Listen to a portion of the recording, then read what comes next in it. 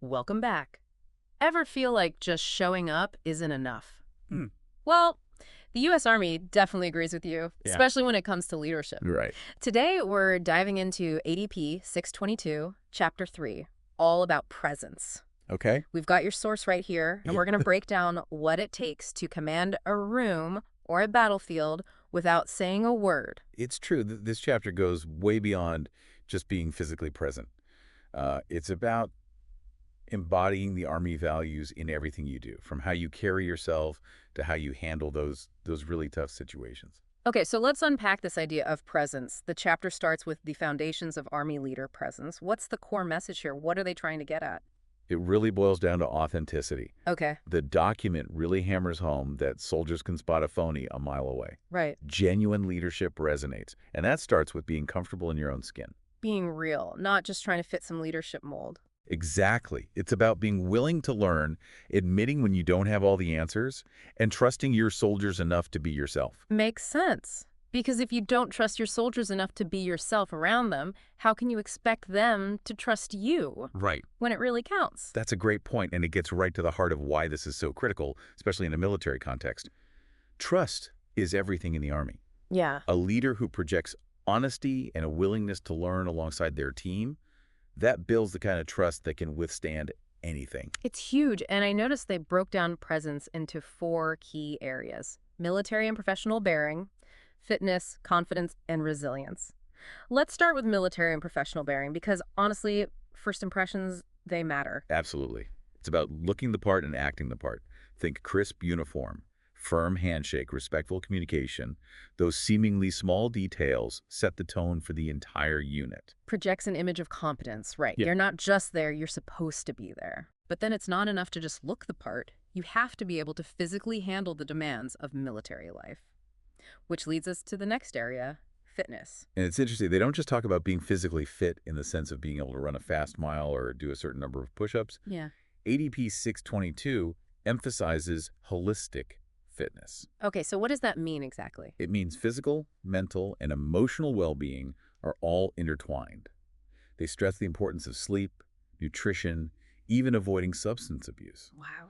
It's about being able to endure hardship and make sound decisions even under immense pressure. So not just being able to handle the stress of a 5-mile run, but also the stress of a deployment. Precisely. Because if you're not taking care of your mental and emotional health, your physical fitness will only take you so far. Makes sense. So it's about having the mental and emotional strength to lead effectively, especially under pressure. But how does that actually play out in a real-world scenario? That's where the document's emphasis on confidence comes in. Confidence in this context isn't about arrogance or blindly believing you're always right. Right. It's about competence and a realistic self-assessment. Okay. It's about instilling that same sense of belief in your unit's abilities, even when the going gets tough. So you need to be able to back it up, not just talk a big game. Exactly. Otherwise, you'll lose the trust we were talking about earlier. Exactly. And you know what's fascinating is that the document actually highlights the importance of humility alongside confidence. Humility. How does that fit in with leading soldiers? It's about recognizing that nobody's perfect. Even the most experienced leader won't have all the answers all the time. Humility is what allows us to own our mistakes, learn from them, and grow as leaders. So it's that willingness to be vulnerable, to say, I don't know, but let's figure it out together. I can see how that would build trust within a unit. Absolutely. And speaking of facing challenges head-on, that brings us to our final pillar of presence, resilience. This one feels particularly crucial in the military, where setbacks and stressful situations are practically guaranteed. You're absolutely right. Resilience, according to ADP 622, is the ability to bounce back from those setbacks, to learn from mistakes, and to maintain your focus, even when things are falling apart around you. Easier said than done, though, right? Yeah. How do you actually instill that in the soldiers you're leading? You can tell someone to be resilient, but how do you actually teach them how? Well, the chapter points to a few things. One is leading by example. When soldiers see their leader persevering through tough times, it sets a powerful example. Another key factor is tough, realistic training. So basically putting them through the ringer in a controlled environment so they're better prepared for the real deal? Exactly. The idea is that by creating challenging training scenarios, soldiers develop not only the skills they need, but also the mental and emotional resilience to face whatever comes their way. Because nothing builds confidence like overcoming a challenge. And, speaking of overcoming challenges and demonstrating resilience, the chapter wraps up with a pretty powerful example of a commander who embodies all of these principles. Oh, you're talking about the commander who returned to his unit after a tragedy. That's the one that really stuck with me. That's the one I think it perfectly illustrates the kind of impact a leader who embodies these principles can have.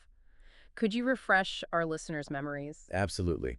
So this commander had been leading his unit on route clearance patrols, incredibly dangerous work, diffusing IEDs under constant threat for 9 months straight. Imagine the pressure cooker of that situation. It's hard to even fathom the level of stress and risk involved in that kind of deployment. Exactly. So after these grueling 9 months, there was a change of command. This commander rotated out to a brigade staff position, and a new commander came in to lead the unit. Now, this new commander, he was no stranger to leading from the front. He continued going out on those daily patrols, sharing the same risks as his soldiers. Demonstrating that commitment to shared hardship, to being present with his soldiers in the truest sense. Precisely. But tragically, during one of these patrols, the new commander and his driver were both killed in action.